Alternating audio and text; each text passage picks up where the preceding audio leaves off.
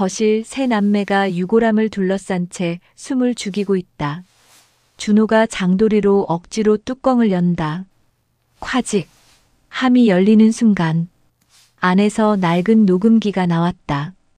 이 녹음을 들어라는 쪽지와 함께 떨리는 손으로 재생 버튼을 누르자 아버지의 목소리가 흘러나온다. 얘들아, 이 아비다. 너희는 또 돈 때문에 싸우고 있겠지. 세 남매의 얼굴이 창백하게 굳어진다. 심장이 멎은 듯한 침묵. 진짜 유산은 돈이 아니다. 내가 평생 지켜온 건 너희의 가족이다. 미정이 입을 막고 준호의 손에서 녹음기가 떨어질 뻔한다. 돈만 찾는다면 그 돈은 이미 남에게 넘어갔을 거다. 뭐라고? 세 남매가 동시에 비명을 지른다. 오늘의 이야기 시작합니다. 이 이야기는 실화 사연을 바탕으로 만들었습니다. 삼남매에게 전하고 싶은 아버지의 진짜 유언은 무엇이었을까요? 시작하기 전에 구독과 좋아요 눌러주시면 저에게 큰 힘이 됩니다. 서울 강남의 한 장례식장, 고요하면서도 무거운 공기가 흐르고 있었습니다. 하얀 국화꽃들이 빼곡히 놓인 재단 피어오르고 그 앞에는 아버지의 영정 사진이 걸려 있었죠. 사진 속 아버지는 온화하게 미소 짓고 계셨지만 그 앞에 모인 세 남매의 표정은 그리 평화롭지 못했습니다. 큰아들 준호는 55의 나이답게 깔끔한 정장 차림이었어요. 한눈에 봐도 사회적으로 성공한 사람의 모습이었죠. 그는 조문객들에게 고개를 숙이며 인사를 건넸지만 눈빛만은 계속해서 다른 곳을 향하고 있었습니다. 바로 둘째 여동생 미정 쪽이었어요. 미정은 쉰둘, 세련된 검은색 상복 차림으로 의자에 앉아 있었습니다. 겉으로는 슬픔에 잠긴 듯 보였지만 그녀의 손은 계속해서 핸드백 안을 뒤적이고 있었죠. 무언가를 찾는 듯한 동작이었습니다. 그녀는 가끔씩 큰오빠 준호를 힐끗힐끗 쳐다보곤 했어요. 막내 동수는 48, 형과 누나에 비해 수수한 차림새였습니다. 그는 아버지의 영정 앞에 무릎을 꿇고 앉아 묵묵히 향을 피우고 있었어요. 다른 두 남매와는 달리 진심으로 슬퍼하는 듯 보였죠. 가끔씩 눈가를 훔치는 모습이 애처로워 보이기까지 했습니다. 조문객들이 하나둘 돌아가고 장례식장이 조용해지자 준호가 먼저 입을 열었어요. 이제 아버지 재산 정리만 잘 되면 걱정 없겠지. 준호의 목소리는 낮았지만 또렷했습니다. 그 말에 미정이 차갑게 쏘아붙였죠. 형, 장례식 끝나자마자 그 얘기야? 아버지가 들으시면 통탄하시겠네. 미정의 말투는 비난조였지만 그녀 역시 속으로는 같은 생각을 하고 있었어요. 다만 먼저 꺼내기 싫었을 뿐이었죠. 두 사람의 대화를 듣던 동수는 마음속으로 깊은 한숨을 쉬었습니다. 나는 돈보다 아버지와의 마지막 추억 하나라도 더 갖고 싶은데. 그런데 이 집안에서 그런 말 꺼내면 바보 취급받겠지. 동수는 아무 말도 하지 않았어요. 그저 아버지의 영정을 바라볼 뿐이었죠. 사진 속 아버지의 따뜻한 미소가 지금 이 순간만큼은 너무나 슬퍼 보였습니다. 준호가 다시 입을 열었어요. 감상에 젖어 있을 때가 아니야. 아버지께서 유언장을 남기셨는지부터 확인해야 해. 유언장이요? 형은 벌써 알아보셨어요? 미정이 재빨리 물었습니다.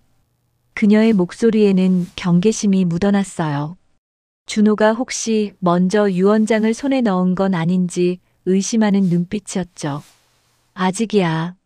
하지만 아버지 평생 모으신 재산이 적지 않을 거야. 강남 아파트의 예금까지 합치면. 준호의 말이 채 끝나기도 전에 미정이 끼어들었습니다. 그래서요? 형은 얼마나 가져갈 생각이세요? 장남이라고 더 많이 챙기시려고요? 미정아, 그게 무슨 말이야. 나는 당연히 법대로. 법대로라면 3등분이겠네요. 하지만 형은 아버지 사업 정리하면서 이미 많이 챙기지 않으셨어요? 두 사람의 목소리가 점점 높아졌습니다. 장례식장이라는 것도 잊은 채 서로를 향해 날을 세우고 있었죠. 동수는 그 모습을 보며 가슴이 답답했어요. 결국 이렇게 되는구나. 아버지가 돌아가시자마자 우리는 돈 이야기만 하고 있어. 동수의 마음속에는 씁쓸함만 가득했습니다. 어린 시절 아버지가 세 남매를 모아놓고 하셨던 말씀이 떠올랐어요. 너희는 형제자매야. 세상에서 가장 가까운 사이지. 서로 의지하고 살아야 한다. 하지만 지금 이 순간 그 말은 너무나 먼 옛날의 이야기처럼 느껴졌죠. 현실은 냉정했습니다. 아버지의 죽음 앞에서도 세 남매는 유산 분배만을 생각하고 있었으니까요. 장례식장 문이 열리며 장례 담당자가 들어왔습니다. 유족분들, 화장이 완료되었습니다. 유골함을 모셔오겠습니다. 그 말에 세 남매는 잠시 말다툼을 멈췄어요. 곧 아버지의 유골이 담긴 함이 들어올 것이었죠. 분위기가 다시 엄숙해졌지만 각자의 머릿속에는 여전히 유산에 대한 생각이 맴돌고 있었습니다. 장례 담당자가 조심스럽게 유골함을 들고 들어왔습니다. 하얀 도자기로 만들어진 함은 생각보다 작아 보였어요. 그 안에 아버지의 모든 것이 담겨 있다는 사실이 믿기지 않았죠. 담당자는 제단 위에 유골함을 올려놓으려 했습니다. 그런데 그 순간이었어요. 담당자의 손이 미끄러지면서 유골함이 흔들렸죠. 세 남매가 동시에 비명을 질렀습니다. 조심하세요. 다행히 함은 떨어지지 않았어요. 하지만 그 충격으로 함 밑바닥에 붙어있던 무언가가 바닥으로 떨어졌죠. 탁 하는 소리와 함께 낡은 봉투 하나가 세 남매의 발치에 놓였습니다. 이게 뭐지? 미정이 재빨리 몸을 숙여 봉투를 집어들었어요. 누렇게 변색된 봉투는 오래된 것처럼 보였죠. 봉투 겉면에는 아무것도 적혀 있지 않았습니다. 미정의 손이 떨렸어요. 한 밑에 이게 붙어 있었다고요? 이거 아버지가 일부러 숨겨두신 거 아닐까요? 준호가 다가와 미정의 손에서 봉투를 낚아챘습니다. 내가 볼게. 큰아들인 내가 먼저 확인하는 게 맞아. 형, 내가 먼저 발견했잖아요. 미정이 소리쳤지만 준호는 이미 봉투를 뜯고 있었어요. 안에서 한 장의 편지지가 나왔죠. 종이는 낡았지만 글씨는 또렷했습니다. 분명 아버지의 필체였어요. 준호가 편지를 읽기 시작했습니다. 그의 얼굴이 점점 굳어지더니 창백해졌죠. 뭐라고 쓰여 있어요? 형, 빨리 말해봐요. 미정이 다급하게 물었습니다. 준호는 입술을 떨며 겨우 말을 이었어요. 내 진짜 유산은 이 안에 있다. 이 안이라니요? 설마 유골함 안에? 미정의 목소리가 날카로워졌습니다. 동수는 믿을 수 없다는 표정으로 형을 바라봤어요. 형, 그게 정말이에요? 아버지가 유골함 안에 뭔가를 숨겨두셨다고요? 준호가 고개를 끄덕였습니다. 그의 손에 들린 편지지에는 단 한 문장만 적혀 있었어요. 하지만 그 한 문장이 세 남매의 마음을 뒤흔들어 놓았죠. 미정이 유골함을 향해 다가갔습니다. 그녀의 눈빛이 이상하게 빛났어요. 슬픔보다는 기대감이 가득한 표정이었죠. 그럼 이 안을 열어봐야 하는 거 아니에요? 아버지께서 뭔가를 남기셨다는데. 미정아, 그게 아버지 유골이 담긴 함이야. 함부로 열 수 없어. 동수가 만류했지만 미정은 듣지 않았습니다. 동수야, 넌 정말 순진하구나. 아버지께서 일부러 이렇게 편지를 남기셨다는 건 우리 보고 열어보라는 뜻이잖아. 준호도 미정의 말에 동조했어요. 사실 그도 궁금했던 거죠. 아버지가 도대체 무엇을 유골함 안에 숨겨두셨을까? 미정 말이 맞아. 아버지께서 분명한 의도를 갖고 이 편지를 남기신 거야. 세 남매의 시선이 유골함에 집중됐습니다. 하얀 도자기함은 여전히 조용히 제단 위에 놓여 있었어요. 하지만 이제 그 함은 단순한 유골함이 아니었죠. 아버지의 진짜 유산이 담긴 보물 상자처럼 보였습니다. 장례 담당자가 난처한 표정으로 말했어요. 유족분들, 유골함은 보통 봉인되어 있습니다. 함부로 여는 건 우리 가족 일인데 상관하지 마세요. 미정이 차갑게 잘라 말했습니다. 담당자는 더 이상 말을 잇지 못하고 물러섰어요. 준호가 유골함을 들어 살펴봤습니다. 함의 뚜껑과 몸통은 단단히 맞물려 있었어요. 억지로 열려고 하면 깨질 것 같았죠. 열쇠 같은 게 필요한가 봐. 아버지 유품 중에 작은 열쇠 못 봤어? 미정이 서둘러 아버지의 소지품 봉투를 뒤지기 시작했습니다. 지갑, 시계, 반지. 하지만 열쇠는 없었어요. 없네요. 그럼 어떻게 열어요? 억지로라도 열어야지. 준호의 목소리에는 조급함이 묻어났습니다. 그는 함을 이리저리 돌려보며 약한 부분을 찾으려 했어요. 동수는 그런 형과 누나의 모습이 낯설었습니다. 우리가 지금 뭘 하고 있는 거지? 아버지 유골함을 억지로 열려고 하다니. 하지만 동수도 솔직히 궁금했어요. 아버지가 대체 무엇을 남기셨기에 이런 식으로 편지를 숨겨두셨을까? 혹시 정말 어마어마한 유산이 함 안에 있는 걸까? 미정이 핸드백에서 뭔가를 꺼냈습니다. 작은 손톱깎이였어요. 이걸로 틈을 벌려볼까요? 안 돼. 그러다 함이 깨질 수도 있어.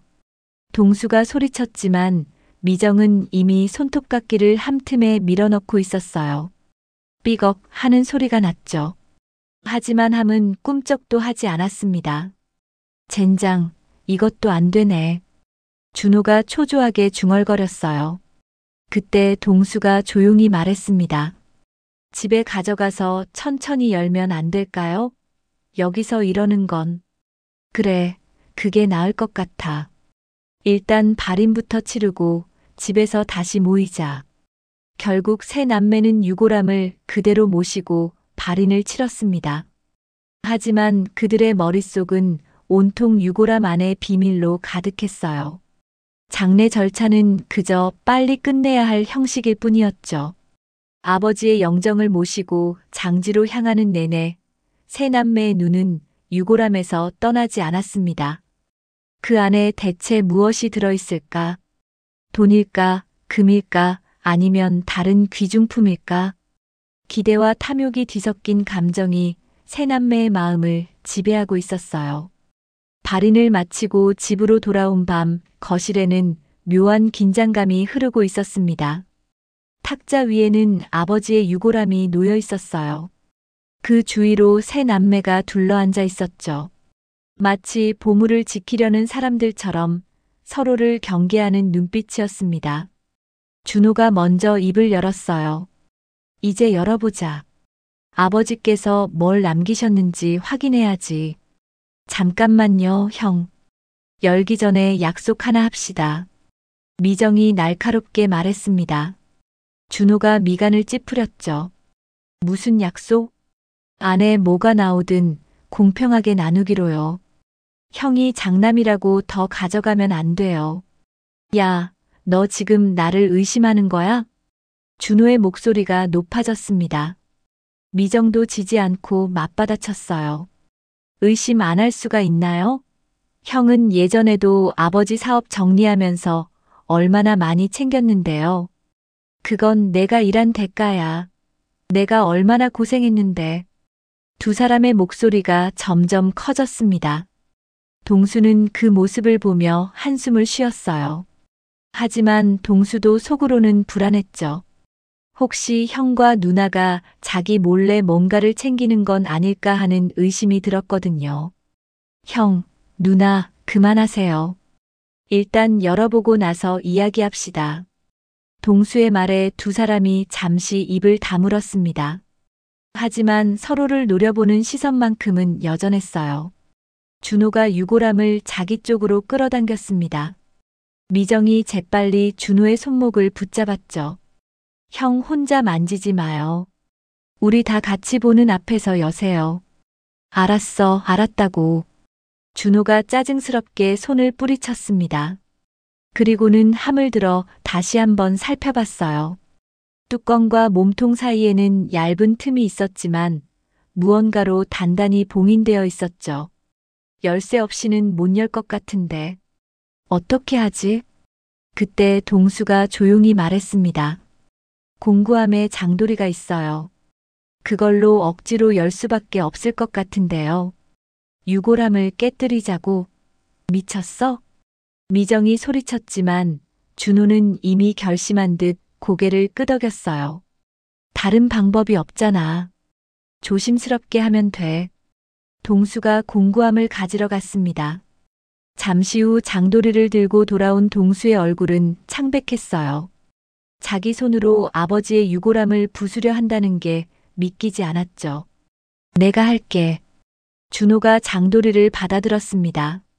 함의 틈에 장도리 끝을 조심스럽게 밀어 넣었어요. 그리고 천천히 힘을 주기 시작했죠. 삐걱, 삐걱. 함이 삐걱거리는 소리를 냈습니다. 미정과 동수는 숨을 죽이고 지켜봤어요. 준호의 이마에 땀이 맺혔죠. 조심해요, 형. 안에 있는 것까지 상하면 어떡해요. 미정이 다급하게 말했습니다. 준호는 대답 대신 더 힘을 주었어요. 콰직. 갑작스러운 소리와 함께 뚜껑이 열렸습니다. 세 남매가 동시에 함쪽으로 몸을 기울였어요. 심장이 터질 듯 뛰었죠. 함 안에는 하얀 유골이 담겨 있었습니다. 그리고 그 옆에 작은 나무 상자 하나가 보였어요. 손바닥만 한 크기의 오래된 상자였죠. 저게 뭐야? 준호가 떨리는 손으로 상자를 꺼냈습니다. 상자는 생각보다 가벼웠어요. 안에 금괴 같은 무거운 게 들어있지 않다는 뜻이었죠. 빨리 열어봐요. 미정이 재촉했습니다. 준호가 상자 뚜껑을 열었어요. 안에는 낡은 카세트 녹음기와 또 하나의 쪽지가 들어있었죠. 고작 녹음기. 설마 이게 유산이라는 건 아니겠지? 미정의 목소리에는 실망감이 가득했습니다. 준호가 쪽지를 집어들어 읽었어요. 너희가 진짜 원하는 게 뭔지 잘 알겠다. 이 녹음을 들어라. 아버지의 필체였습니다. 세 남매는 서로를 바라봤어요. 준호가 떨리는 손으로 녹음기의 재생 버튼을 눌렀죠. 지지직 하는 잡음이 들리더니 곧 아버지의 목소리가 흘러나왔습니다. 얘들아, 이 아비다. 아버지의 목소리를 듣는 순간 세 남매의 몸이 굳어졌어요. 분명 돌아가신 분인데 목소리는 너무나 생생했죠. 마치 지금 바로 곁에 계신 것 같았습니다. 만약 이걸 듣고 있다면 너희는 또 돈 때문에 싸우고 있겠지. 그 말에 세 남매는 서로의 얼굴을 쳐다봤어요. 아버지의 말이 정확히 들어맞았거든요. 조금 전까지도 유산 때문에 다투고 있었으니까요. 하지만 진짜 유산은 돈이 아니다. 내가 평생 지켜온 건 너희의 가족이다. 준호의 얼굴이 굳어졌습니다. 미정은 입술을 깨물었어요. 동수는 눈시울이 붉어졌죠. 그걸 읽는 순간 아무것도 남지 않는다. 녹음기에서는 아버지의 긴 한숨 소리가 들렸습니다. 그리고 이어진 말에 세 남매는 충격을 받았어요. 만약 내 뜻을 무시하고 돈만 찾는다면 그 돈은 이미 남에게 넘어갔을 거다. 뭐라고? 미정이 소리쳤습니다. 준호의 손에서 녹음기가 떨어질 뻔했죠. 남에게 넘어갔다니 그게 무슨 소리야? 준호가 다급하게 녹음기를 흔들었지만 더 이상 아버지의 목소리는 들리지 않았습니다. 녹음은 거기서 끝이었어요. 세 남매는 망연자실한 표정으로 서로를 바라봤습니다. 아버지의 재산이 남에게 넘어갔다니 도대체 무슨 의미일까요? 설마 정말로 유산을 다른 사람에게 물려주신 걸까요? 이게 무슨 장난이야. 준호가 분노에 찬 목소리로 외쳤습니다. 미정은 그 자리에 주저앉아 버렸어요. 동수는 멍하니 유골함만 바라보고 있었죠. 거실에는 무거운 침묵만이 흘렀습니다. 그 침묵 속에서 세 남매는 각자 다른 생각에 잠겼어요. 과연 아버지의 말이 진짜일까? 정말로 유산을 받을 수 없는 걸까? 거실의 시계가 자정을 가리키고 있었습니다. 하지만 세 남매는 한숨도 자지 못한 채 그 자리에 앉아 있었어요. 아버지의 녹음을 반복해서 듣고 또 들었지만 더 이상의 단서는 나오지 않았죠. 준호가 벌떡 일어났습니다. 참고 있던 분노가 폭발한 듯 했어요. 이건 말도 안 돼. 아버지가 평생 모으신 재산을 남에게 넘기셨다니. 형도 믿어지지 않아요. 아버지가 정말 그러셨을까요? 미정의 목소리는 떨리고 있었습니다. 준호가 휴대폰을 꺼내 들었어요. 당장 변호사한테 전화해야겠어. 아버지 유언장이 있는지 확인해야지. 형, 지금 새벽 1시예요. 변호사가 받겠어요? 동수가 말렸지만 준호는 듣지 않았습니다. 이미 전화를 걸고 있었죠. 하지만 예상대로 전화는 받지 않았어요. 준호가 이를 갈며 휴대폰을 탁자에 내던졌습니다. 젠장, 아침에 당장 찾아가야겠어. 미정이 갑자기 무언가 떠올랐다는 듯 소리쳤습니다. 잠깐, 혹시 아버지 서재에 뭔가 있지 않을까요? 유언장 사본이라도 있을 수 있잖아요. 세 남매는 동시에 아버지의 서재로 달려갔어요. 먼지 쌓인 책장과 오래된 책상이 그대로 있었죠.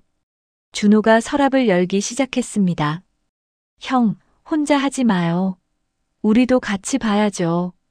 미정이 다른 서랍을 열었어요. 동수는 책장을 뒤지기 시작했죠. 세 사람은 마치 도둑처럼 아버지의 물건들을 뒤졌습니다. 서류, 통장, 사진. 온갖 것들이 쏟아져 나왔어요. 없네. 유언장 같은 건 하나도 없어. 준호가 실망스럽게 말했습니다. 그때 동수가 책장 뒤에서 낡은 수첩 하나를 발견했어요. 이거 뭐죠? 아버지 일기장 같은데요. 준호가 재빨리 수첩을 낚아챘습니다. 펼쳐보니 아버지의 필체로 빼곡히 적혀 있었어요. 뭐라고 쓰여 있어요? 미정이 다가와 함께 들여다봤습니다.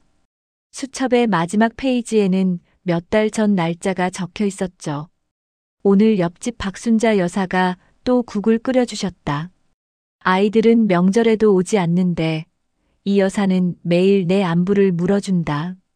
고맙고도 미안한 마음이다. 그 아래에는 또 다른 날짜의 기록이 있었어요. 병원 검사 결과를 받았다. 시간이 얼마 남지 않았다고 한다. 아이들에게 연락해야 하나 고민했지만 어차피 돈 이야기만 하러 올 테니 그만두었다. 미정의 얼굴이 창백해졌습니다. 준호도 말을 잇지 못했어요. 동수는 수첩을 보며 눈물을 흘렸죠. 아버지가 우리를 이렇게 생각하셨어요? 동수의 목소리가 떨렸습니다. 하지만 다음 장을 넘기자 더 충격적인 내용이 나왔어요. 박순자 여사와 상의했다. 내 재산을 모두 여사께 기부하기로 했다. 평생 가족이라는 이름으로 나를 외롭게 만든 자식들보다 진심으로 나를 돌봐준 이웃이 낫다. 뭐야 이게. 준호가 수첩을 집어던졌습니다. 수첩은 바닥에 떨어져 펼쳐졌어요. 옆집 박순자, 그 아줌마한테 재산을 다 준다고? 미쳤어. 완전히 미쳤어. 미정도 히스테리를 부렸습니다. 안 돼요. 그건 우리 돈이에요. 아버지가 아무리 그래도 그렇지. 남한테 다 주다니. 동수는 바닥에 주저앉아 버렸어요. 머릿속이 하얗게 변했죠. 아버지가 자식들 대신 이웃을 택하셨다니. 그것도 평생 모은 재산을 모두 넘기셨다니. 이건 무효야. 법적으로 무효라고. 준호가 소리쳤습니다. 하지만 미정이 냉정하게 말했어요. 형, 아버지가 정신 멀쩡할 때 작성하셨으면 법적으로 유효해요. 우리가 뭘 할 수 있겠어요? 그럼 그냥 당하고 있으란 말이야? 절대 안 돼. 준호의 얼굴이 불그락푸르락 했습니다. 분노와 좌절이 뒤섞인 표정이었죠. 미정도 눈물을 흘리며 소리쳤어요. 우리가 뭘 잘못했다고. 바쁘게 살았던 것뿐이잖아요. 그런데 이렇게까지 하시다니. 세 남매는 각자의 방식으로 충격을 받고 있었습니다. 준호는 분노로, 미정은 눈물로, 동수는 침묵으로 반응했어요. 동수가 조용히 말했습니다. 형, 누나. 우리 정말 아버지한테 잘했던 게 뭐가 있을까요? 그 말에 준호와 미정이 입을 다물었어요. 돌이켜 생각해보니 정말로 아버지를 위해 한 일이 없었죠. 명절에도 바쁘다는 핑계로 잠깐 들렀다 가기 일쑤였고 전화도 귀찮아서 받지 않을 때가 많았어요. 하지만 준호는 인정하고 싶지 않았습니다. 그래도 그렇지. 자식한테 한 푼도 안 주고 남한테 다 주다니. 이건 말이 안 돼. 미정도 고개를 끄덕였어요. 맞아요. 법적으로 유류분 청구라도 해야죠. 아무리 유언이 있어도 자식들 몫은 있어요. 세 남매는 다시 거실로 돌아왔습니다. 그리고 밤새 유류분에 대해 검색하고 변호사 사무실 영업시간을 확인했어요. 슬픔보다는 재산을 지키려는 욕심이 앞섰죠. 동이 트자 준호가 제일 먼저 일어났습니다. 변호사 사무실 9시에 연다. 바로 가자. 미정과 동수도 서둘러 준비했어요. 세 사람은 아침도 먹지 않고 변호사 사무실로 향했습니다. 차 안은 무거운 침묵으로 가득했죠. 사무실에 도착하자 준호가 다급하게 벨을 눌렀어요. 하지만 문은 잠겨 있었습니다. 왜 안 열어? 영업시간 지났는데. 초조하게 기다리던 중 한 직원이 나타났어요. 무슨 일이세요? 저희 아버지 유언장 확인하러 왔습니다. 고 김만식 씨 유언장이요. 직원의 얼굴이 굳어졌습니다. 아, 그건 말씀이시군요. 변호사님께서 오늘 오전에 유언 집행하러 가셨습니다. 뭐라고요? 지금 어디 가셨는데요? 준호가 다급하게 물었습니다. 직원이 주소를 확인하더니 말했어요. 댁 근처 아파트인데요. 박순자 여사 댁이라고. 세 남매의 얼굴이 동시에 일그러졌습니다. 세 남매는 미친 듯이 차를 몰아 박순자의 집으로 달려갔습니다. 준호의 손은 핸들을 쥔 채 부들부들 떨리고 있었어요. 미정은 뒷좌석에서 계속 혼잣말을 중얼거렸죠. 말도 안 돼, 말도 안 된다고. 우리 아버지 재산을 저 여자가 다 가져가다니. 누나, 진정해요. 일단 가서 확인부터 해봐야죠. 동수가 달래려 했지만 소용없었습니다. 미정의 얼굴은 이미 분노로 일그러져 있었거든요. 차는 곧 익숙한 동네에 도착했어요. 아버지가 살던 아파트 바로 옆 동이었죠. 준호가 급브레이크를 밟으며 차를 세웠습니다. 세 남매는 황급히 차에서 내려 엘리베이터를 향해 뛰었어요. 몇 층이래? 5층이요. 엘리베이터 문이 열리자마자 세 사람은 복도를 달렸습니다. 5층 끝 박순자의 집 앞에는 낯선 고급 세단이 서 있었어요. 변호사 차였죠. 준호가 거칠게 초인종을 눌렀습니다. 딩동, 딩동, 딩동. 여러 번 연타로 눌렀어요. 누구세요? 중년 여성의 목소리가 들렸습니다. 박순자였어요. 문이 열리자 세 남매가 동시에 안으로 밀고 들어갔죠. 어머, 이게 무슨... 박순자가 놀라 뒤로 물러섰습니다. 거실에는 정장을 입은 중년 남성이 서 있었어요. 손에는 서류 가방을 들고 있었죠. 변호사였습니다. 당신들이 고인의 자녀분들이십니까? 변호사가 침착하게 물었습니다. 준호가 거칠게 대답했어요. 그렇죠. 지금 뭐 하는 겁니까? 우리 아버지 유언 집행한다고요? 변호사는 가방에서 서류를 꺼냈습니다. 정식 유언장이었어요. 고인께서 석 달 전에 작성하신 유언장입니다. 공증도 받으셨고 법적으로 완벽하게 효력이 있습니다. 보여주시오. 준호가 서류를 낚아챘습니다. 눈으로 빠르게 훑어 내려갔죠. 그의 얼굴이 점점 더 창백해졌어요. 유언장에는 명확하게 적혀 있었습니다. 강남 아파트, 예금, 주식, 심지어 골동품까지. 아버지의 모든 재산 목록이 나열되어 있었고 그 수혜자는 단 한 명. 박순자였죠. 이게 얼마야? 총 재산이 20억이 넘는다고? 미정이 서류를 빼앗아 보며 비명을 질렀습니다. 20억. 상상도 못한 금액이었어요. 아버지가 그렇게 많은 재산을 모으고 계셨다니. 20억을 몽땅 이 여자한테 준다고요? 말도 안 돼요. 미정이 박순자를 노려봤습니다. 박순자는 난처한 표정으로 고개를 숙였어요. 저도 이렇게 많을 줄은 몰랐습니다.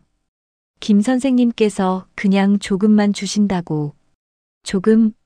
20억이 조금이에요? 준호가 다가가 박순자 앞을 막아섰습니다. 위협적인 자세였죠. 당신, 우리 아버지한테 뭘 한 거요? 어떻게 꼬드긴 거야? 꼬드기다니요. 저는 그냥 옆집 이웃으로서 도와드렸을 뿐입니다. 박순자의 목소리도 높아졌어요. 변호사가 나섰습니다. 자녀분들 진정하십시오. 유언은 고인의 자유의사로 작성된 것입니다. 박 여사는 지난 2년간 고인을 돌봐왔습니다. 2년?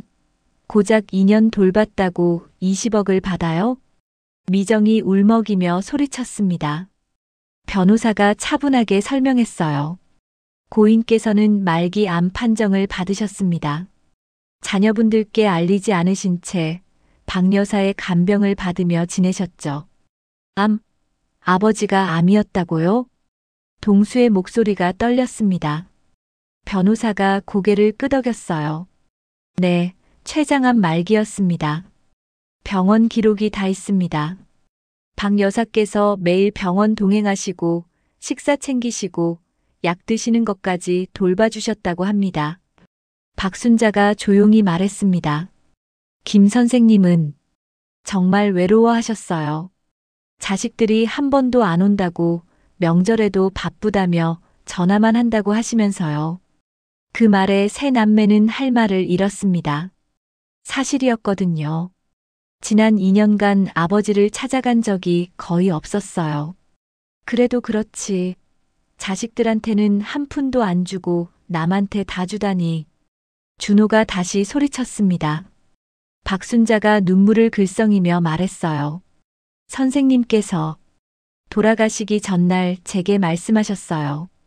자식들은 재산만 바라본다고 진짜 가족은 피가 아니라 마음이라고. 닥쳐요. 당신이 아버지에 대해 뭘 알아요? 미정이 히스테리를 부렸습니다. 변호사가 서류를 정리하며 말했어요. 자녀분들, 유류분 청구는 가능합니다. 법적으로 자녀들 몫이 있으니까요. 하지만 변호사가 또 다른 서류를 꺼냈습니다. 고인께서는 그것까지 예상하셨습니다. 자녀들이 유류분을 청구하면 박 여사가 전액 기부하도록 하셨습니다. 자선단체예요. 뭐라고요? 세 남매가 동시에 소리쳤습니다. 변호사가 서류를 보여줬어요. 거기에는 명확히 적혀 있었죠. 자녀들의 유류분 청구 시 해당 금액은 전액 어린이 재단에 기부할 것이라고. 준호가 주저앉았습니다. 미정은 울음을 터뜨렸어요. 동수는 멍하니 서 있었죠.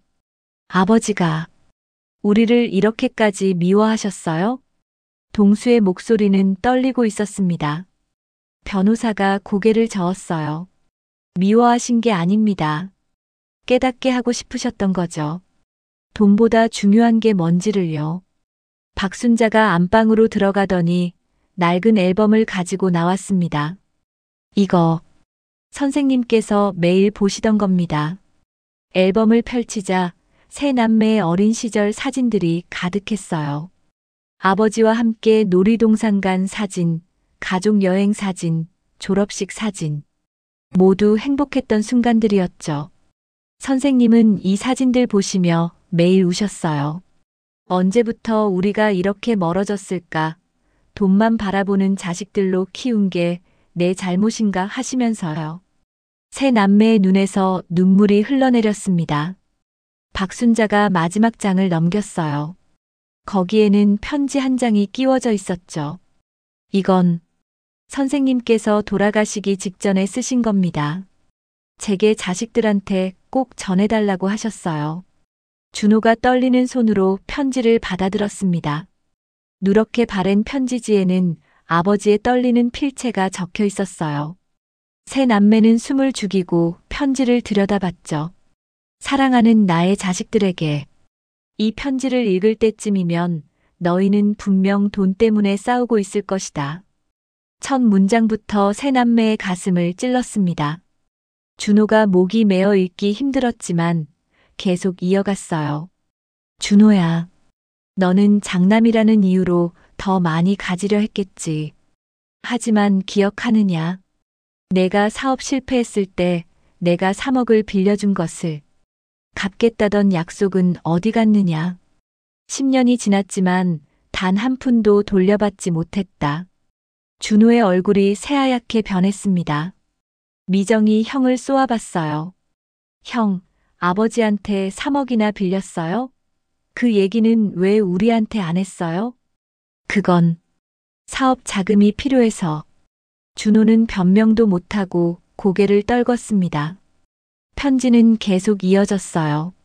미정아, 너는 내 딸이 아니라 내 지갑이었다. 내 아이들 학원비, 남편 사업 자금, 심지어 명품 가방 살 돈까지 내게 손 벌렸지. 그러면서 나를 찾아온 건 1년에 두세 번뿐이었다. 미정이 편지를 읽으며 얼굴이 붉어졌습니다. 숨기고 싶었던 진실이 폭로되는 순간이었죠. 거짓말이에요. 나는 정말 급할 때만. 누나, 아버지가 거짓말하실 리 없잖아요. 동수가 조용히 말했습니다. 미정은 입술을 깨물었어요. 사실이었거든요. 남편 사업이 어려울 때마다 아버지를 찾아가 돈을 받아냈었죠. 그것도 수천만 원씩. 편지의 마지막 부분이 남아 있었습니다. 준호가 떨리는 목소리로 읽었어요. 그리고 막내 동수야. 동수의 심장이 쿵 내려앉았습니다. 자기 차례가 온 거죠. 너는 착하다고 생각했다. 형과 누나처럼 돈을 요구하지 않았으니까. 하지만 너도 마찬가지였다. 너는 그저 관심이 없었을 뿐이다. 나를 찾아오지 않은 게 자랑이 아니라 무관심의 증거였다. 동수의 눈에서 눈물이 주르륵 흘러내렸습니다. 가슴이 찢어지는 것 같았어요. 내가 이혼하고 힘들어할 때 나는 매일 전화했다. 하지만 너는 한 번도 받지 않았지. 나중에 알았다. 너는 술집에서 친구들과 어울리며 시간을 보내고 있었다는 것을. 아버지. 동수가 주저앉으며 울먹였습니다. 맞는 말이었어요. 이혼 후 자포자기한 심정으로 방황했던 그 시절, 아버지의 전화를 일부러 피했었죠. 잔소리 들을까봐, 걱정하는 목소리 듣기 싫어서. 편지에는 마지막 문장이 남아 있었습니다. 너희 셋 모두에게 실망했다. 하지만 그것보다 더 슬픈 건 너희가 서로를 미워하며 살아간다는 것이다. 형제자매가 원수처럼 지내는 모습을 이 아비는 차마 볼 수 없었다. 그래서 결심했다. 너희에게 재산을 물려주지 않겠다고. 대신 마지막 교훈을 주겠다고. 돈보다 소중한 것이 무엇인지 깨닫기를 바라며. 편지가 끝났습니다. 거실에는 무거운 침묵만이 흘렀어요. 세 남매는 각자의 자리에서 오열하고 있었죠. 박순자가 조용히 말했습니다. 선생님께서 돌아가시기 전날 저한테 말씀하셨어요. 자식들이 언젠가는 깨달을 거라고, 그때까지 기다려달라고. 준호가 감작이 벌떡 일어났습니다. 눈은 충혈되어 있었고 얼굴은 분노로 일그러져 있었어요. 이게 다 누구 때문이야? 미정, 내가 맨날 아버지한테 돈 뜯어내서 아버지가 우리를 이렇게 본 거야. 뭐라고? 형이야말로 3억이나 안 갚고 배째라 했잖아. 미정이 소리치며 맞섰습니다. 두 사람이 서로를 향해 달려들 기세였어요. 너희 둘 다 그만해. 동수가 중간에 끼어들었습니다. 하지만 준호가 동수를 밀쳐냈어요. 너는 입 다물어. 너도 마찬가지야. 착한 척하면서 아버지 외면한 게 뭐가 달라. 형. 세 남매는 서로를 향해 쌓였던 감정을 쏟아냈습니다. 수십 년간 묵혀왔던 원망, 질투, 분노가 한꺼번에 터져 나왔어요. 너희 때문에 내가 손가락질 받았어. 형은 무능하고 동수는 이혼남이고. 그럼 너는 뭐야? 남편 뒷바라지한답시고 아버지 등골 빼먹은 주제에. 다들 닥쳐. 결국 우리 셋 다 아버지를 이용만 했잖아. 준호의 마지막 외침에 모두가 입을 다물었습니다. 인정하고 싶지 않았지만 사실이었어요. 세 남매 모두 아버지를 사랑한 게 아니라 이용했던 거죠. 변호사가 가방을 챙기며 말했습니다. 유언 집행은 완료됐습니다. 더 할 말씀 없으시면 이만 가보겠습니다. 아무도 대답하지 않았어요. 변호사가 나가고 박순자도 안방으로 들어갔습니다. 거실에는 세 남매만 남았죠. 미정이 갑자기 가방을 집어들었습니다. 나간다. 너희 얼굴 보기 싫어. 누나, 지금 어디 가요? 몰라. 어디든 너희 없는 데로 갈 거야. 미정이 문을 박차고 나갔습니다. 준호도 차키를 집어들었어요. 나도 간다. 동수, 너 혼자 처리해. 형, 우리 이러면 안 되잖아요. 동수가 붙잡으려 했지만 준호는 뿌리치고 나가버렸습니다. 거실에는 동수 혼자만 남았어요. 동수는 바닥에 떨어진 아버지의 편지를 주워들었습니다. 편지를 가슴에 안고 눈물을 흘렸죠. 아버지, 우리가 정말 잘못했어요. 하지만 이제 와서 어떻게 해야 할지 모르겠어요. 박순자가 나와 동수의 어깨에 손을 얹었습니다. 선생님께서 원하신 건 너희가 깨닫는 거였어. 아직 늦지 않았어요. 하지만 동수는 고개를 저었습니다. 형과 누나는 이미 등을 돌렸어요. 가족은 완전히 무너져 내렸죠. 동수는 혼자 아버지의 빈집으로 돌아왔습니다. 먼지 쌓인 거실, 아버지의 채취가 남아있는 소파, 모든 게 그대로였어요. 하지만 아버지는 이제 이 세상 어디에도 없었죠. 동수는 소파에 주저앉았습니다. 아버지의 편지를 다시 꺼내 읽고 또 읽었어요. 읽을수록 가슴이 찢어지는 것 같았죠. 내가 정말 최악의 자식이었구나. 동수는 휴대폰을 꺼내 통화 기록을 확인했습니다. 아버지의 부재중 전화가 수십 통 찍혀 있었어요. 모두 받지 않았던 전화들이었죠. 마지막 통화는 3개월 전. 그것도 겨우 30초였습니다. 동수의 눈에서 눈물이 쏟아졌어요. 손이 떨려 휴대폰을 제대로 쥘 수가 없었죠. 문득 형과 누나에게 전화를 걸어야겠다는 생각이 들었습니다. 준호에게 먼저 전화했어요. 하지만 신호만 가다가 끊겼습니다. 거절한 거죠. 미정에게도 걸었지만 마찬가지였어요.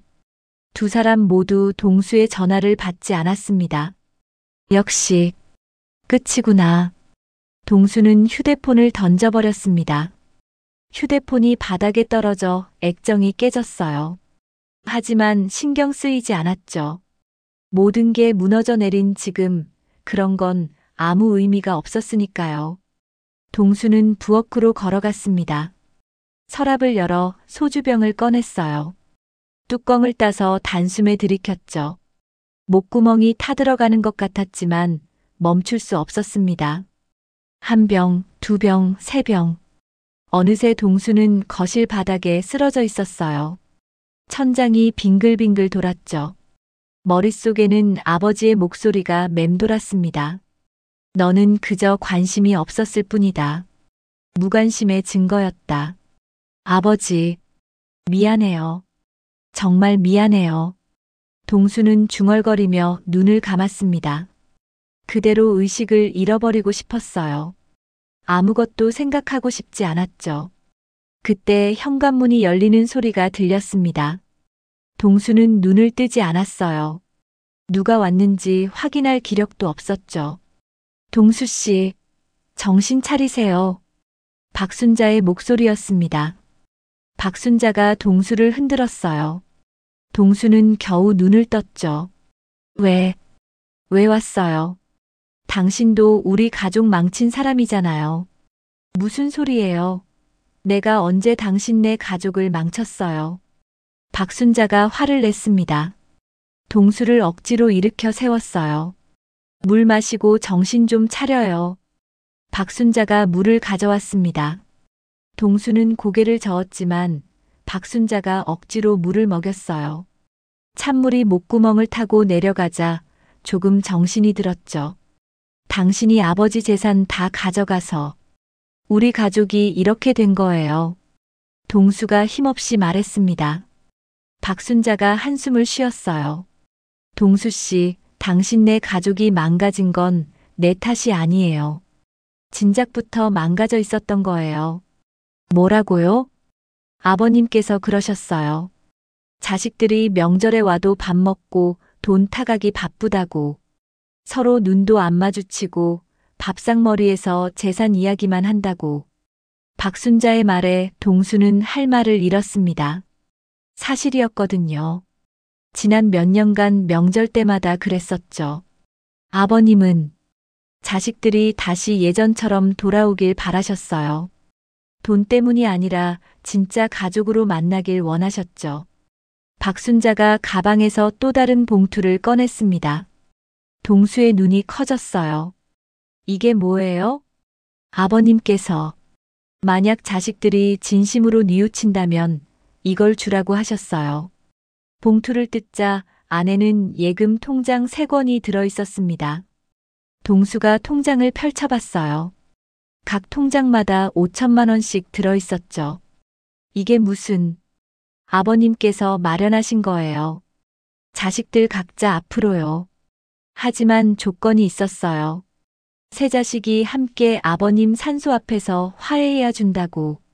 동수의 손이 떨렸습니다. 아버지는 끝까지 자식들을 생각하고 계셨던 거예요. 재산을 빼앗은 게 아니라 깨달음을 주려고 했던 거죠. 아버지. 동수가 통장을 가슴에 안고 울음을 터뜨렸습니다. 박순자가 동수의 등을 토닥였어요. 그리고 제가 받은 재산도 사실은... 박순자가 말을 이었습니다. 일부는 어린이 재단에 기부하고 나머지는 당신네 형제들 이름으로 장학재단 만들라고 하셨어요. 아버님 이름으로요. 동수는 충격에 입을 다물지 못했어요. 아버지는 자식들을 버린 게 아니었습니다. 오히려 끝까지 자식들을 위한 길을 마련해 두셨던 거죠. 지금 당장 형이랑 누나한테 연락해야 해요. 동수가 벌떡 일어났습니다. 깨진 휴대폰을 집어들었지만 작동하지 않았어요. 제 휴대폰 쓰세요. 박순자가 휴대폰을 건넸습니다. 동수는 떨리는 손으로 준호에게 전화를 걸었어요. 이번에는 받았습니다. 누구요? 준호의 목소리는 쌀쌀했어요. 형, 나 동수예요. 형, 지금 당장 아버지 집으로 와요. 누나도 데리고요. 무슨 일인데? 나 바빠. 아버지가 우리한테 마지막 선물을 남기셨어요. 제발 와요, 형. 동수의 간절한 목소리에 준호가 잠시 망설였습니다. 알았어. 1시간 후에 갈게. 전화가 끊어졌어요. 동수는 미정에게도 전화를 걸었습니다. 미정도 마지못해 오겠다고 했죠. 동수는 박순자를 바라봤습니다. 고맙습니다. 정말 고맙습니다. 고마워할 건 없어요. 전부 아버님께서 계획하신 일이니까요. 1시간 후 현관문이 열렸습니다.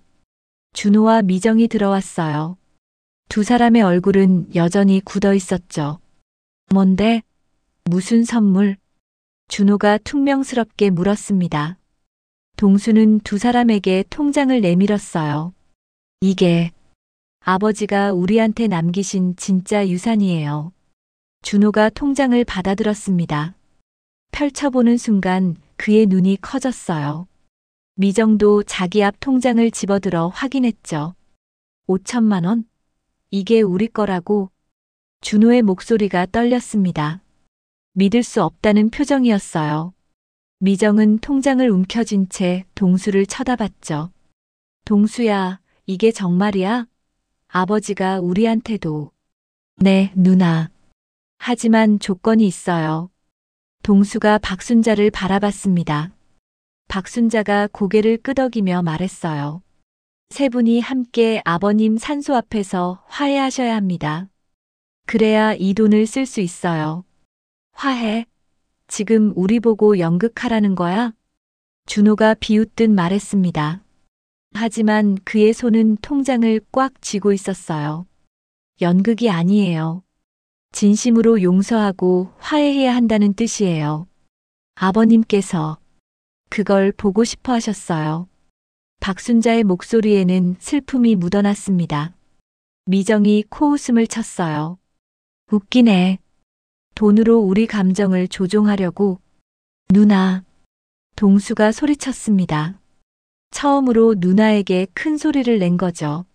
아버지는 우리를 조종하려던 게 아니에요. 우리가 진짜 가족이 되길 바라셨던 거라고요. 동수의 눈에서 눈물이 흘러내렸습니다. 준호와 미정은 입을 다물었어요. 오늘 아버지 산소에 가요. 셋이 함께. 그게 아버지의 마지막 소원이에요. 동수의 말에 준호가 한숨을 쉬었습니다. 알았어. 가자. 어차피 돈 받으려면 가야 하잖아. 준호의 말투는 여전히 냉소적이었어요. 하지만 발걸음을 옮기는 그의 뒷모습은 어딘가 쓸쓸해 보였죠. 세 남매는 차를 타고 산소로 향했습니다. 차 안은 무거운 침묵으로 가득했어요. 각자 창밖만 바라보며 아무 말도 하지 않았죠. 1시간쯤 달려 도착한 산소. 아버지의 묘비가 보였습니다. 갓 만든 봉분 앞에 하얀 국화꽃이 놓여 있었어요. 세 남매는 묘비 앞에 섰습니다. 아무도 먼저 무릎 꿇지 않았어요. 서로를 의식하며 서 있을 뿐이었죠. 이제 뭐 하면 돼? 절하고 끝? 준호가 건조하게 물었습니다. 동수가 고개를 저었어요. 형, 진심을 얘기해야 해요. 아버지한테, 그리고 우리끼리. 무슨 진심? 우리한테 무슨 진심이 있어? 미정이 쏘아붙였습니다. 동수가 무릎을 꿇었어요. 묘비를 손으로 쓰다듬으며 말했죠. 아버지, 제가 정말 못난 아들이었어요. 아버지가 아프실 때, 외로우실 때, 단 한 번도 곁에 없었어요. 동수의 목소리가 메었습니다. 눈물이 뺨을 타고 흘러내렸어요. 이혼하고 힘들 때 아버지 전화를 피했어요. 위로받고 싶지 않아서가 아니라 제 비참한 모습 보이기 싫어서였어요. 그게 얼마나 이기적인 생각이었는지 이제야 알았어요. 준호의 얼굴이 굳어졌습니다. 미정도 입술을 깨물었어요. 형, 누나, 우리 정말 최악이었어요. 아버지를 사랑한 게 아니라 아버지의 돈을 사랑했던 거예요. 동수의 고백에 준호가 주먹을 불끈 쥐었습니다. 그만해. 내가 뭘 안다고. 알아요. 형도 똑같잖아요. 3억 빌려놓고 갚지도 않으면서 더 달라고만 했잖아요. 동수가 처음으로 형에게 대들었습니다. 준호의 얼굴이 붉어졌어요. 너 지금 형은 장남이라고 더 받을 자격 있다고 생각했죠? 하지만 아버지한테 해준 게 뭐예요? 명절 때 1시간 앉아 있다가 돈 받고 가는 게 전부였잖아요. 준호가 동수의 멱살을 잡았습니다. 하지만 동수는 물러서지 않았어요. 때려요. 때리면 속 시원해요. 하지만 아버지는 안 돌아와요. 영원히. 준호의 손에 힘이 풀렸습니다. 그는 동수를 놓아주고 비틀거리며 뒤로 물러섰어요. 그리고 무릎을 꿇었죠. 미안하다. 아버지. 준호의 목소리는 떨리고 있었습니다. 처음으로 진심이 담긴 사과였어요. 나는 장남이라는 자격지심에 살았어. 더 잘해야 한다는 강박, 더 많이 받아야 한다는 욕심. 그게 날 망쳤어. 아버지를 진짜로 사랑했는데 그 마음을 표현할 줄 몰랐어. 준호가 묘비를 끌어안고 울기 시작했습니다. 50 중반의 남자가 아이처럼 울부짖었어요. 미정도 더 이상 참을 수 없었습니다. 무릎을 꿇고 바닥에 이마를 댔어요. 아버지, 딸이 잘못했어요. 나는 아버지를 현금 인출기로 봤어요. 필요할 때만 찾아가고 돈 받으면 바로 떠났어요. 미정의 어깨가 들썩였습니다. 남편한테 무시당하고 아이들한테 실망하고 그럴 때마다 아버지한테 와서 돈으로 위로받으려 했어요. 아버지의 따뜻한 말 한마디가 필요했는데 나는 그냥 돈만 받아갔어요. 세 남매는 묘비 앞에서 함께 울었습니다. 수십 년간 쌓였던 후회, 죄책감, 그리움이 한꺼번에 터져 나왔어요. 한참을 울던 동수가 먼저 고개를 들었습니다. 얼굴은 눈물범벅이었지만 표정은 한결 가벼워 보였어요. 형, 누나. 이제라도 시작해요. 진짜 가족으로. 준호가 눈물을 닦으며 고개를 끄덕였습니다. 미정도 동수의 손을 잡았어요. 세 남매는 서로의 손을 꼭 잡았습니다. 묘비 앞에서 마주보며 미소를 지었죠. 멀리서 바람이 불어왔어요. 따뜻한 봄바람이었습니다. 아버지, 이제 편히 쉬세요. 우리 잘 살게요. 서로 의지하면서요. 동수의 말에 준호와 미정도 함께 절을 올렸습니다. 진심 어린 마지막 인사였어요. 묘비 위로 햇살이 비쳤습니다. 마치 아버지가 미소 짓는 것 같았어요. 세 남매는 그 빛을 보며 서로를 끌어안았습니다. 진짜 유산은 돈이 아니었어요. 서로를 아끼고 사랑하는 마음, 그게 아버지가 남긴 가장 큰 선물이었죠. 오늘의 사연은 여기까지입니다. 아버지의 선물 괜찮았죠? 늘 그리운 부모님을 생각나게 하는 글이었습니다. 구독자 여러분 행복한 추석 명절 보내세요.